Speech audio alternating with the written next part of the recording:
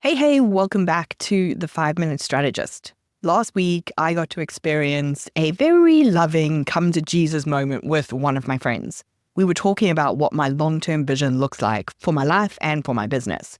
And she highlighted to me how the actions that I'm taking right now are not aligned with that future vision. They're very focused on what does the business need and not focused on what do I, as the business person, want in the future? It's very easy for us to get caught up in what we're trying to achieve in our business and forget that we are people who want to grow and develop as individuals as well. Our personal development becomes a line item on our to-do list, if it's even thought about at all, and it becomes that thing that we just move from to-do list to to-do list, never quite gets ticked off, because there's always going to be something that feels more important in the business. So if, like me, you have been on that little hamster wheel of being a little too business focused for a while, take a step back, have a look at what that long-term vision is that you have for yourself and the business, what your core values are, and then assess whether or not how you're spending your time is reflecting those core values and that vision. One of my favorite ways to do this with clients is to get them to talk to me about what a standard week looks like in their business and to color code that time. So let's say you have a personal goal of, running a marathon.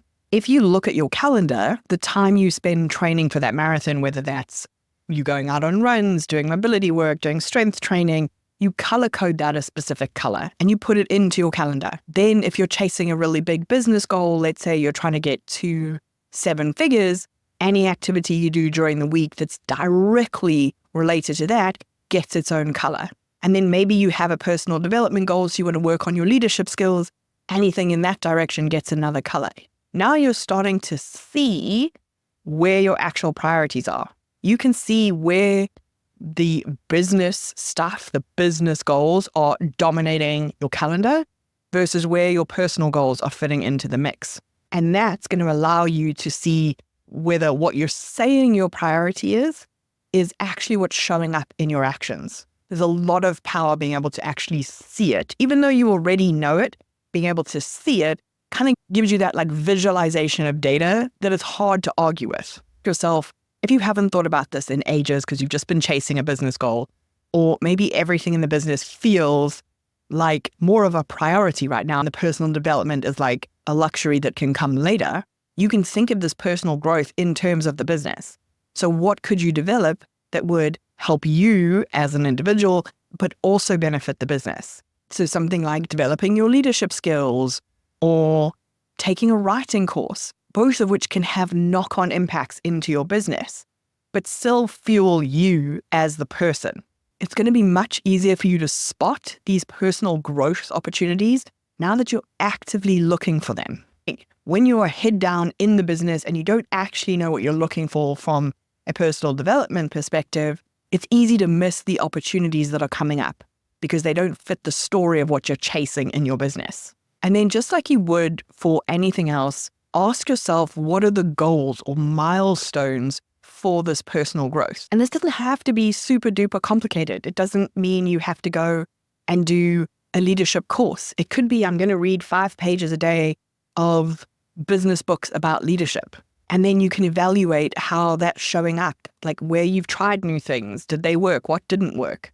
But actually having an objective and having a reflection point for your personal goals is what's going to help balance that with the business focus. And it's going to give you some data that when you think that the business is the only thing that matters and you should drop everything else, that reflection on how you felt with the personal development is going to help you balance things out.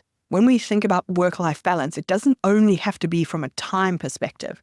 It can also be from a focus perspective. It doesn't mean I need an hour a week to go and watch Netflix. Maybe it means I need an hour a week to read a business book or listen to a business podcast or pay attention to that course I bought 2 years ago about mindset. In general, most entrepreneurs started their business to improve their life so that they could be the person that they wanted to be rather than fitting into somebody else's box in corporate. But once we get into the swing of the business, sometimes we can forget that that was where we started. So when you're thinking about work-life balance, I don't want you to just think about time spent at work, out of work. I want you to ask yourself if your strategy allows enough capacity for your personal growth, for your personal goals, or if it's just focused on what the business needs.